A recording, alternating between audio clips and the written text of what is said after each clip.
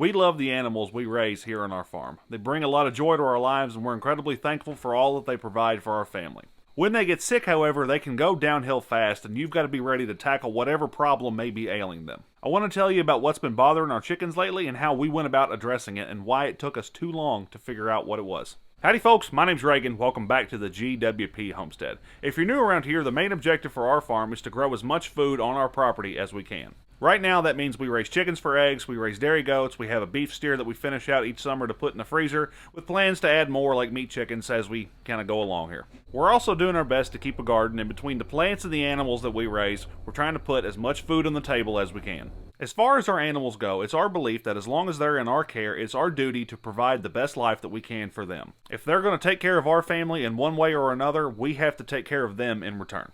Now, taking care of the animals obviously means providing for their very most basic needs, food, water, and shelter. It also means ensuring that their nutritional needs are met, as well as providing any medical care that they might end up needing. Hey, barn cat BG. What are you doing? Down here mousing. Here, go on, do your thing. If the cat's down here, hopefully the snakes are not.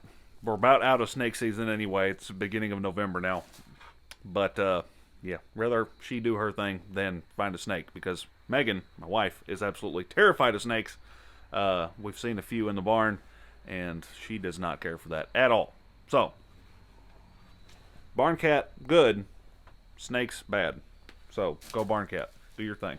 Earlier this year, when one of our dairy goat does, Brandy, gave birth, she actually prolapsed her uterus. One of her kids, she had two kids. One of them was born healthy. The second one was a stillborn. We thought her due date was later than what it actually was, so we had her due date wrong. We weren't expecting her to kid for another week or 2 weeks. So we came down in the morning, found that she delivered a baby, and she had prolapsed her entire, basically, uterus. And you want to talk about the medical care, that required an emergency trip to a vet on Sunday morning. No fun at all. Brandy's made a full recovery, but, you know, providing her medical care. Some things are a lot easier than others. That's a pretty extreme circumstance. Of course, their basic care means giving them their vaccines, copper bolus for goats, or whatever mineral needs you might have. Of course, if you raise sheep, they can't have copper. Sheep are very copper intolerant. Goats need a lot of it, so balancing all that, you have to take care of whatever nutrition, minerals that they need. It's a lot to know, something you need to be aware of before you get into this. But obviously, as you raise these animals, raise anything, you do anything in life, you're going to continue to learn. Raising animals, homesteading, it's no different. You're always learning something. Chickens can also get sick, and we had a problem here over the past, few months, where maybe every couple of weeks we would have one that would start looking sickly, and then it wasn't long that it would die, and we had no idea what was going on at first. Now, sometimes that just happens, and our flock has birds of all different ages. We've gotten them over a period of years, and, we'd lose one. That's not, I don't know, it's sad, but maybe not the most unexpected thing. Sometimes it just happens. Another one, and after, 3 or 4 of these, we really thought, something's going on. Obviously, this is more than just an old bird that is aged out and passed on.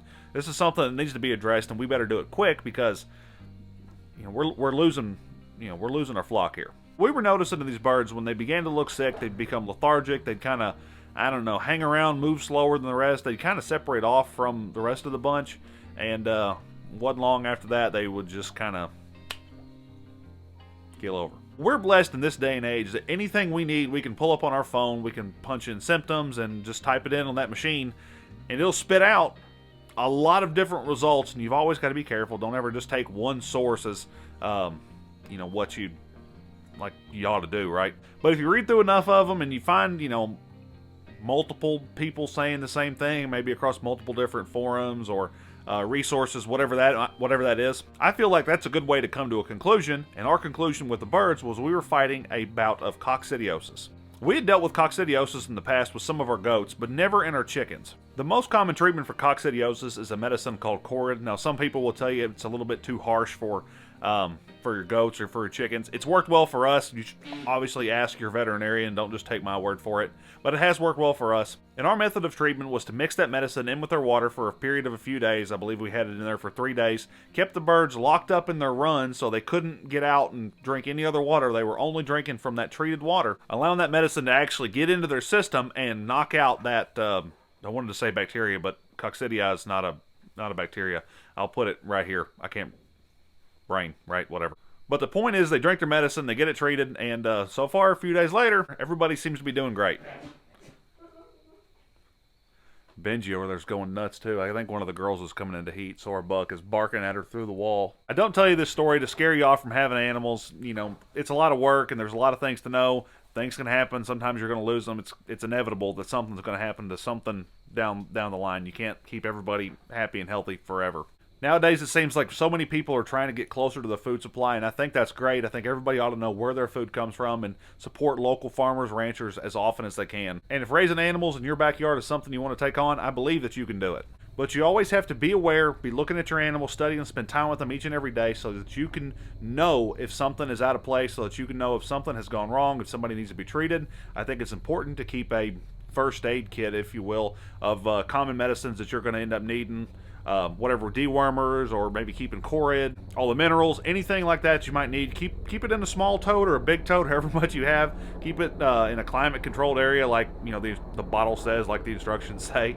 Don't be afraid to ask questions to people who have more experience than you. If you have a question, reach out to somebody and just always be ready to take care of things when they come up.